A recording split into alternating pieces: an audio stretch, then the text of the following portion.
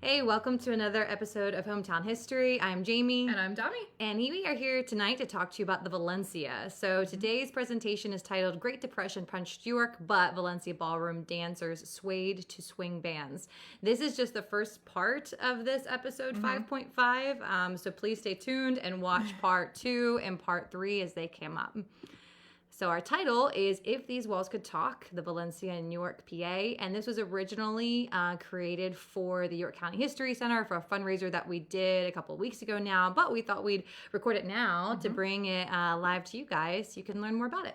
Yeah, so if you're used to watching Hometown History, you know that we always give you an agenda. So first we're going to start with the entrance, and that's going to share with you the shops that stood there before the Valencia. And then we're going to take you through the lobby and the coat room, where we'll share the architectural style of the building. And then we're going to make a pit stop at the barroom, and we'll talk about the Tassia family, followed by a trip to the ballroom, where we'll share all the magic that happened there. And then finally, we're going to share the basement's rainbow room, ending in the balcony's blue room. And again, there are going to be 3 parts to this. This is just going to be part 1. Yes. So we think it's important to share with you takeaways of what are the key lessons of learning about Valencia, and we've narrowed it down to these 3. One is that the Valencia is more than just a place to listen to the best music of the day or to dance the night away. The Valencia sold magic. Yes. Perhaps that's because the Tassias, the owners, saw the amazing opportunities of this business and they really expanded on it. That leads us to the takeaway number 2. We really have the commitment to the owners to thank for this. First the Tassias, then Kinsley Construction. They're just 2 examples of locals who have committed to the gem that we were in last week. Yes. And then finally, when we have economic downturns, such as the Great Depression and other difficult times, that disruption can frankly cause a community to try new things, to innovate, to create. And this experience, this Valencia, was not an exception to that. It came of age during the Great Depression, and other iconic institutions also opened this time, which we'll get into today. Yeah, so obviously this is a Hometown History production. When we first did this the other week, we were doing it for the Friends of the York County History Center.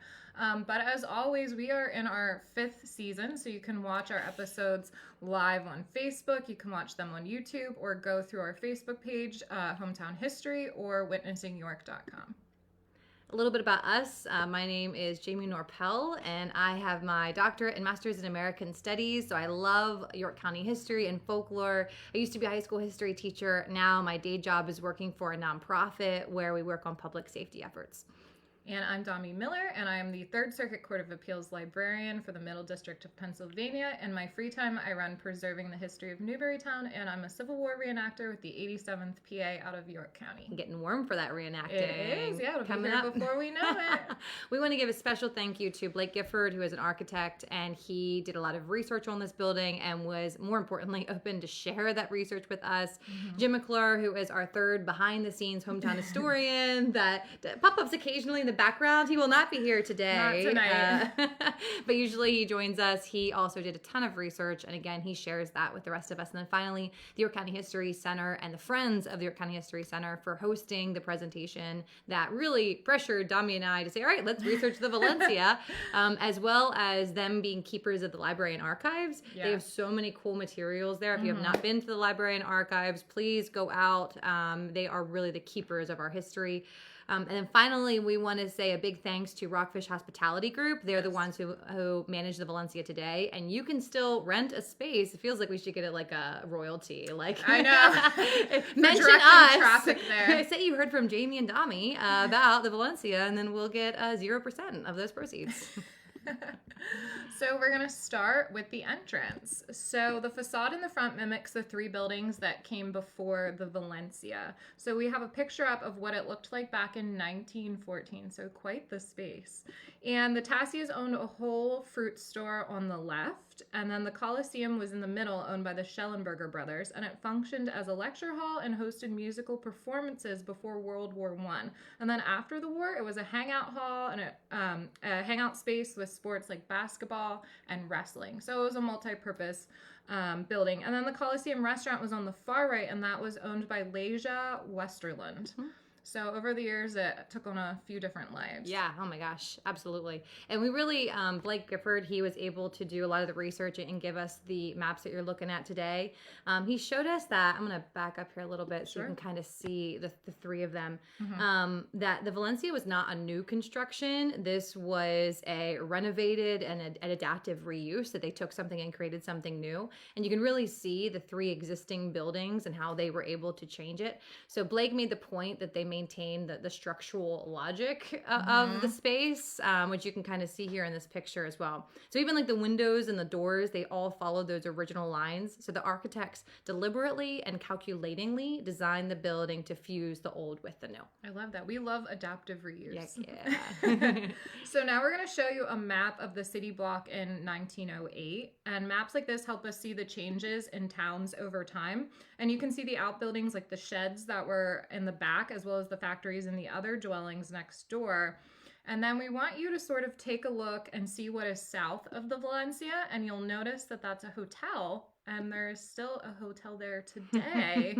So, you know, the more things change, the more they stay the same. When we asked this at the Valencia in person, a lot of people did shout out, hotel! Yeah. They could picture the map in their mind. Well, and if we go back here, you can see that the hotel would have been like directly adjacent to the Valencia, like actually like right beside it. And so that was torn down, and so they built another hotel, but still the essence of the space stays the same, which is pretty cool. So here's what the entrance looked like today, but we thought it would be cool if we could go back and talk about what was there before this. Yeah. So here's a map, or here's a kind of visual of in 1908, it used to be a dwelling was on the left, a dwelling was in the center, and then a store was on the right. We're going to go back even further in time to 1894, and we see those change a little bit. There was a store on the left, a dwelling in the center, and then the right was actually a butcher, which we're going to get into later in our presentation. And then back even further, the 1887, we see that the store was actually for boots and shoes. So it's kind of fun. You go to the Valencia, you like walk over here and you could have gone to the butcher, and you walk over here, Full you could have bought new shoes. I like it. So we don't know exactly what all the buildings were before this, but just that in the space that was owned by H. Ernest is on a map in 1854. So the point that we want to make about this is when you find yourself drifting through the landscape, you want to pay attention to the details and the changes that are happening around you. And there's hints about what buildings were in the past, and a lot of it is more than meets the eye. When you're looking at a building, you might never know that it used to be a butcher shop or a boot salesman used to be there, but you never know. And if you take the time to do the research, you can find maps like this that will tell you the history of a building. Yeah. Now that we're done with the entrance, let's go inside the Valencia and talk about the history of the lobby and the coat room. So if the lobby and coat room could talk. So the style of the Valencia is really hard to miss. It's called Art Deco, and it was popular from 1919 to 1939. And when you think about what was happening in America and York County during this time period, it was the Industrial Revolution. We were moving to this consumer culture. Our culture demanded this like fast fashion of what was popular last year is no longer popular this year. So before the 1900s, though, our taste didn't change too much. Right. It remained really unchanged for decades. But now, I mean, if you look at this image, I took this when we visited. Here's a picture from 1939. Right.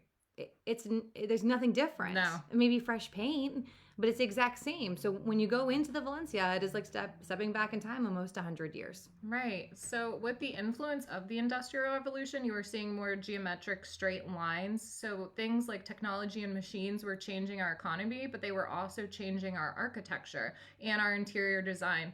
So in the Victorian era, everything was really heavily ornamented and decorated with these like plush fabrics and all of these different patterns. And then you're getting more streamlined as you go into the Industrial Revolution. You know, see from this picture inside a house that's on 505 Linden Avenue in New York, they try to replicate it being the Victorian era. And so they're dating this back to the 1887. And you can just see, though, how different these clean cut lines are. Yeah. So again, notice the simple lines, they ran diagonal, and that's just that suggesting more motion. But like Gifford pointed out, that organic forms were now interpreted through a mechanical lens. And you can see this metallic nature even when you're looking at the original doorknobs, or the panels or the awnings, or in this case, even the coat sign has kind of like that chrome streamlined feel, which is a huge difference from the Victoria era. And you're going to see this style around York County on buildings built during the early 20th century. So the AAA building on East Market Street, the Bonton building on Beaver and West Market, and then the Van Mar building on North Vernon and East Market Street are all examples of this new industrial age architecture. Yeah, Art Deco at its finest. Moving in then. So if you've been to the Valencia, you know that when you go in and go to the right, that is where you'll see the bar room. So here is a picture of it. It seated about 50 people. There was a bar. There was a soda dispenser. This picture shows that there was no one there, but Domi and I like to picture it like alive with maybe couples on dates or people having lively discussions. Yeah. Just having a good time. And today you can actually rent out these spaces. So, you can come in and you can throw a party. So some people have their, like a bachelorette party there or a wedding reception. Otto's third birthday we could have absolutely. there. A baby at a bar. That's tracks. Shirley Temples for everybody. Yeah, but I mean, when we were planning for this episode, just talking to people in York, they were saying I had my prom at the Valencia. I had the dinner before my wedding at the Valencia. So even today, you can recreate those memories by renting out a room there.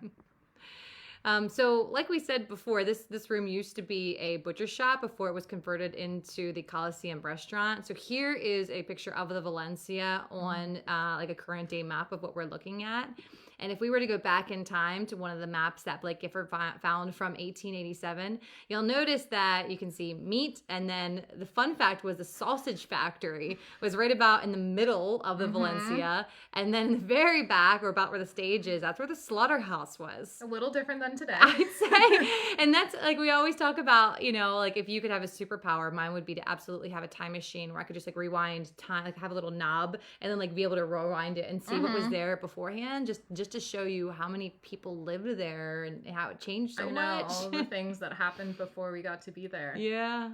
So now we are going to dive into the family and, the families that basically built the York institutions. So Peter Tassia purchased the Coliseum back in 1928, and his intention was to turn it into cold storage warehousing, but that never materialized. So he came from Sicily, go Italians, in the 1860s or the 1870s, and according to his granddaughter Martha Tassia, who we ended up interviewing for this episode, Peter ended up settling in Baltimore, and then he moved to York in 1900, right after Peter Jr. was born, and that's actually Martha's father.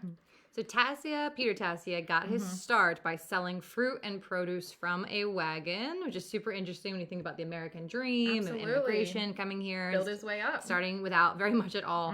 He and his wife had many children, and as they got older, Peter's business began to grow into a storefront. They kept on moving until they found their kind of forever home at 156 North George Street. And if you look up and you look very closely, Domi said earlier about paying attention to the hints that are on the landscape. P. Tassia is still in the stonework at the top, and pretty cool. Yeah, it's even in the stained glass windows. That's a lot of people after our presentation a week and a half ago said, I'd never even noticed that before, and I was like, us neither. But now it'll be hard to miss. You're gonna go down the street and there's people like gawking outside, looking up to try and see the Tassia sign. You know you're a nerd when, right? Like, you're staring at the signs. Absolutely. So in 1929, the family renamed the building the Valencia. So that's of Spanish origin and something we'll talk more about when we get to the ballroom part of our episode. But the Latin meaning is strong, powerful, or healthy. So I think that's a really good omen when you are naming your business. You want to give it a strong name, literally. Yep, and the Tassias, I think, like Domi said, chose an excellent name for this. So it was, the Tassias ran this like a family affair. Each one of the siblings had their own individual responsibility. So here they are. I mean, you can see the family resemblance. It's it's easy to tell. They are brothers and sisters. The oldest of them was the manager, and her name was Sadie Tassia. And then with the help of her brother, Steve Tassia, he was the assistant manager.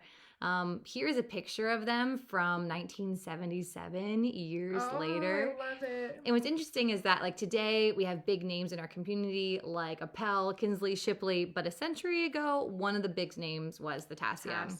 So at this point, we're going to take a pause. That was part 1, but please stay tuned. We're going to very quickly start part 2.